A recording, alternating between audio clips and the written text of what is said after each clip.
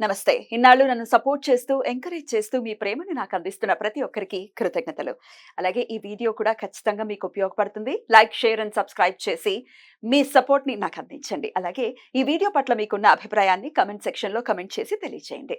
ఇప్పుడు వీడియోని చూద్దాం. సూర్యోస్మి, నేను మీ విక్రమాదిత్య. ఆరోగ్యమే మహాభాగ్యం, ఆరోగ్యం భాస్కరాధీనం. ఆదివారం మద్యం, మాంసం, మైదనం వద్దు, ఆరోగ్యం ఐశ్వర్యం వద్దు.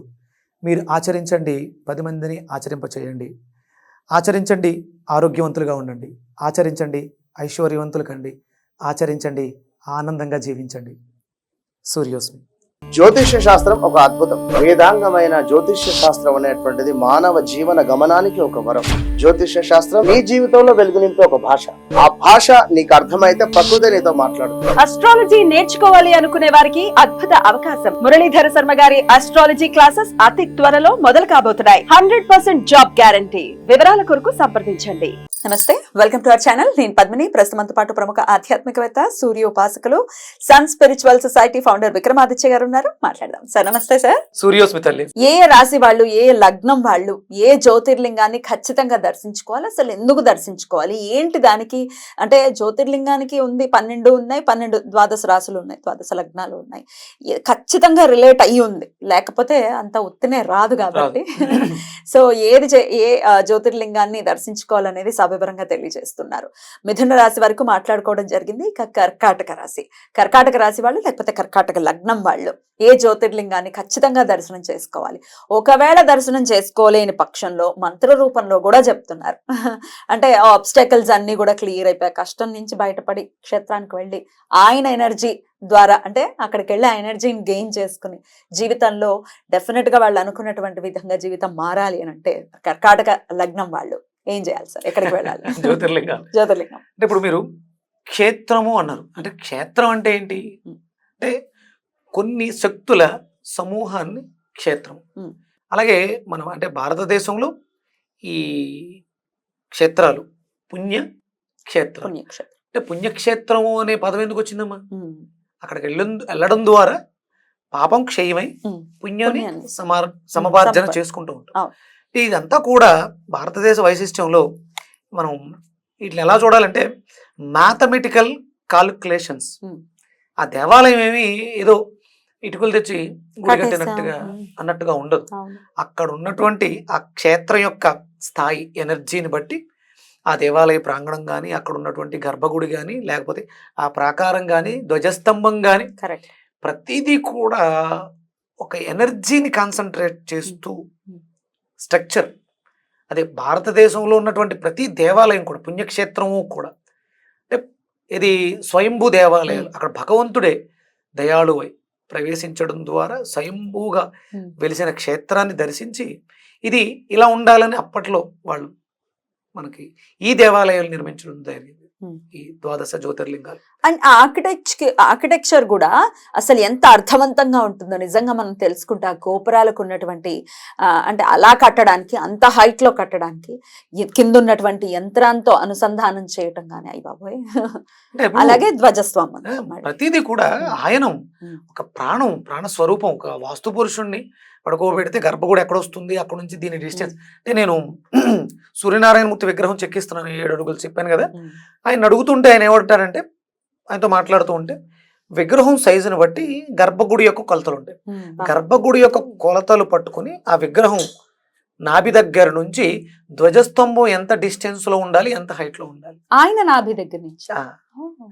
ఈ ప్రతిదీ కూడా కాలిక్యులేటెడ్. ఇది ఆగమ శాస్త్రాలను అనుసరిస్తూ చేస్తారు. అందులో వాడేటువంటి శిల ప్రతిదీ అంత శక్తి ఉంటుంది. ఎన్ని తరాలు, ఎన్ని యుగాలు మారినా డెఫినెట్ గా దాని వైభవం దానికే ఉంటుంది. అంటే ఇప్పుడు కేవలం ఏదో పుణ్యక్షేత్రాల దర్శనానికి వెళ్ళాం, లోపల ఆయన ఓంకారేశ్వరుడు ఓంకార రూపంలో ఉన్నారు, దర్శనం పెట్టేసుకున్నాం, దండం పెట్టేసుకున్నాం, అంటే దండం పెట్టేసుకుని అంటే పుణ్యం వచ్చేస్తుంది. ఇది కాదు. అక్కడ ఉన్నటువంటి ప్రతి రాయి, ప్రతి శిల్పంలోనూ మీరు చూడండి కొన్ని దాంట్లో గుండు సూది దూరేలా చూపిస్తారు. అంటే గుండు సూది దూరుతుంది అంటే దాన్ని చెక్కడానికి ఆయన ఇంకేం వాడుంటాడు? అయ్య బాబోయ్ కూడా చేయలేము.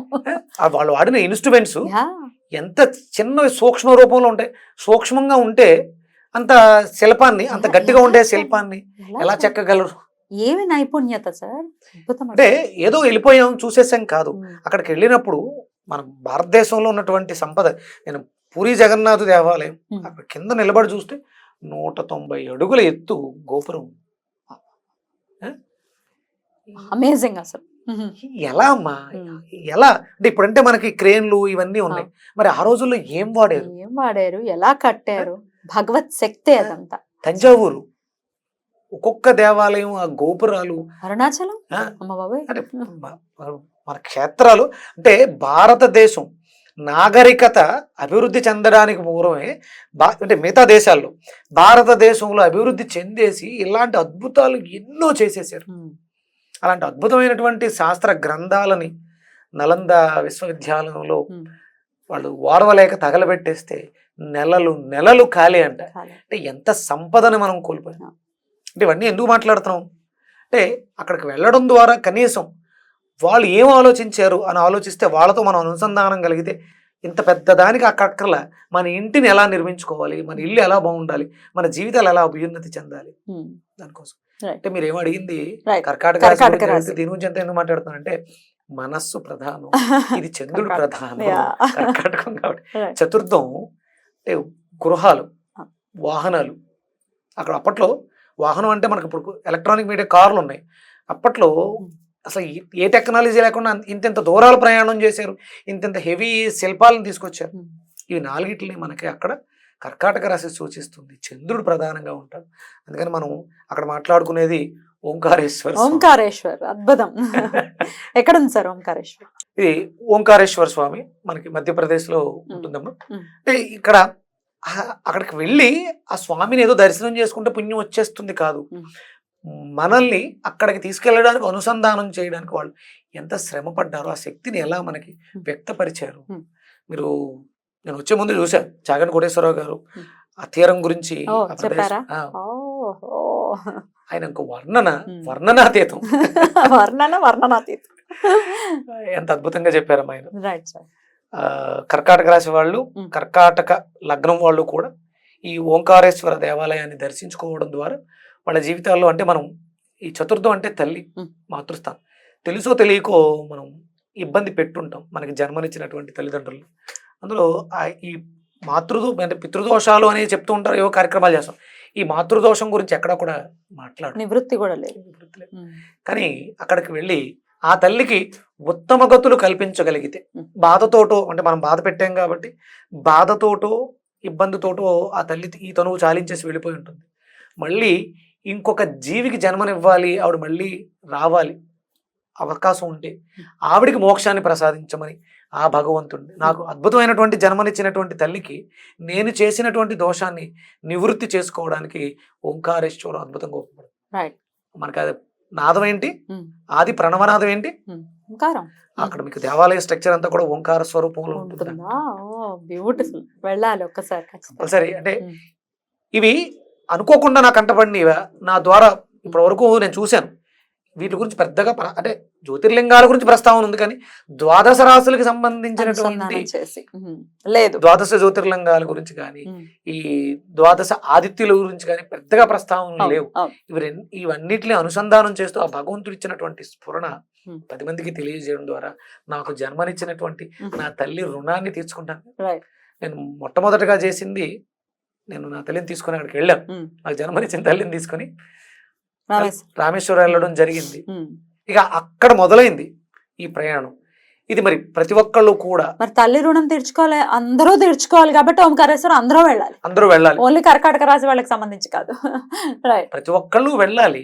అంటే అక్కడికి వెళ్ళడం ద్వారా ఈ దోషాలు తీరుతాయి. కర్కాటక రాశి వాళ్ళు పడుతున్నటువంటి ఇబ్బందులు, భౌతికంగా పడుతున్నటువంటి ఇబ్బందుల నుంచి బయటపడడానికి బాగా ఉపయోగపడుతుంది. మరి వెళ్ళలేమండి, ఆర్థిక పరిస్థితి కానీ లేకపోతే ఇంకా ఏవో రకరకాల ఇబ్బందులు ఉన్నాయి, ఎట్లా మరి దీనికి వెళ్ళాలి అనుకున్నప్పుడే ఇబ్బందులు వస్తున్నాయని అన్న ఆశ్చర్యపోక్కర్లేదు, ఎందుకంటే అడ్డంకి వస్తుంది.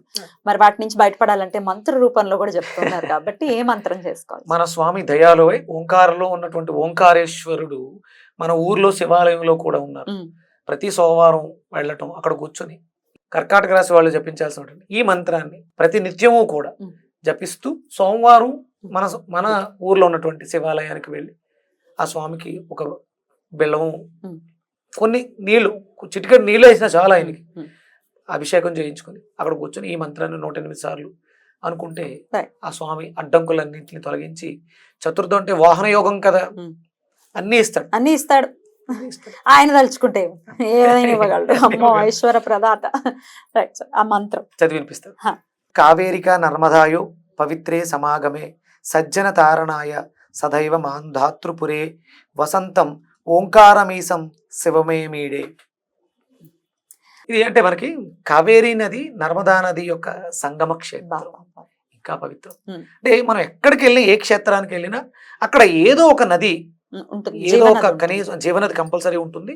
అలాగే కొన్ని చోట్ల మనకి ఈ చెరువులు ఉంటాయి, Hmm. దేవాలయ ప్రాంగణాల్లో కోనేరు అంటారు. కోనేరులు ఉంటాయి. అంటే అక్కడ ఆ క్షేత్రానికి ఉన్నటువంటి శక్తి ఆ జలంలో నిక్షిప్తమై ఉంటుంది. Hmm. మన అందుకనే తీర్థము Hmm. అంటే ఆ తీర్థము అంటే ఉదకము. Hmm. ఉదకం ఏం చేస్తానంటే మనల్ని శుద్ధి శుద్ధి చేస్తుంది. చేస్తుంది. దాన్ని మనం స్నానం ఆచరించడం ద్వారా, Right. తీర్థం తీసుకోవడం ద్వారా, ఆ తీర్థ ప్రాంతానికి వెళ్ళడం ద్వారా మనలో ఏదైతే డెఫిషియన్సీ ఉందో దాన్ని అధిగమించి మన జీవితంలో అభ్యున్నతిని సాధించడానికి ఉపయోగపడుతుంది. బ్యూటిఫుల్. వెళ్ళిన ప్రతి చోట ఏదో ఒక శక్తి మనకు తెలియకుండా నిగూఢంగా ఉంటుంది. ఆ శక్తులన్నింటినీ పరీక్షించడం ద్వారా, Hmm. ఏదో వెళ్ళాము దండం పెట్టుకున్నాం అంటే, చూడండి నాకు మా అమ్మగారు చెప్పారు, వాళ్ళు బస్సులో వెళ్తారు, ట్రావెల్స్ వాళ్ళు వేస్తారు, పరిగెడుతూ ఉంటారు, అవును, లెక్క కౌంట్ మీకు 12 లెక్క చెప్పాను, 12 చూసేయాలి తప్ప. చూసేయాలి. నేను మా అమ్మగారిని తీసుకుని వెళ్ళాను, మనసు అక్కడ పెట్టాలి. హారతులు జరుగుతున్నాయి, Wow. కూర్చున్నాం అంతే, 1 గంట పడుతుంది కూర్చోవాలి. Hmm. ఆ క్షేత్రం యొక్క మహిమను తెలుసుకోవాలి, Exactly. ఏదో చేసేయాలి, మొక్కుబడి తీర్చుకోవాలి. హడావిడి హడావిడి హడావిడి. పరిగెట్టొద్దు అసలు. తలుపులు వేసుంటే గుమ్మం దగ్గర దండం పెట్టుకు వచ్చేస్తారట. అయ్యో, ప్లస్ షాపింగ్లు ఇవి చూస్తారు. మనం పుణ్యక్షేత్రాలకి, తీర్థయాత్రలకు వెళ్ళేది అక్కడ వాళ్ళు నిర్మాణ శైలిని చూడడానికి. Hmm. అక్కడ ప్రతి శిల్పం అదే శివుడు, అదే శివాలయం మనకు ఆంధ్రప్రదేశ్లో ఒకలా ఉంటుంది, తమిళనాడులో ఒకలా ఉంటుంది. Ah. అవన్నిటిని మనం పరీక్షించాలి. క్షేత్రాలకు అద్భుతమైనటువంటి శక్తి ఉంది. అక్కడ కంపల్సరీ ఏ క్షేత్రానికి వెళ్ళినా ఒకరు జాము నిద్ర చేయాలి, నిద్ర చేసి రావాలి. స్నానం చేయాలి, నిద్ర చేయాలి, అక్కడ ఉన్నటువంటి శక్తిని స్వీకరించాలి, Right. రావాలి. పరిగెట్టుకుంటూ మొక్కుబడి తీర్చుకోవడానికి అయితే వెళ్ళొద్దు. వెళ్ళదు. మన శివాలయంలో కూర్చొని చేసుకుంటే చాలు. చాలా బ్యూటిఫుల్ సార్, చాలా అద్భుతంగా వివరించారు. చక్కగా తల్లి రుణం తీర్చుకోవాలి ఖచ్చితంగా, ప్రతి ఒక్క జీవి కూడా తీర్చుకోవాలి, అందులో ఎటువంటి సందేహం లేదు. అలా తీర్చుకోవాలంటే ఓంకారేశ్వర దర్శనం తథ్యం. అద్భుతం సార్, చాలా బ్యూటిఫుల్ గా ఎక్స్ప్లెయిన్ చేశారు. ఇక నెక్స్ట్ ఎపిసోడ్ లో సింహరాశి దీని గురించి మాట్లాడుకుందాం. థ్యాంక్ యూ సార్, నమస్తే. సూర్య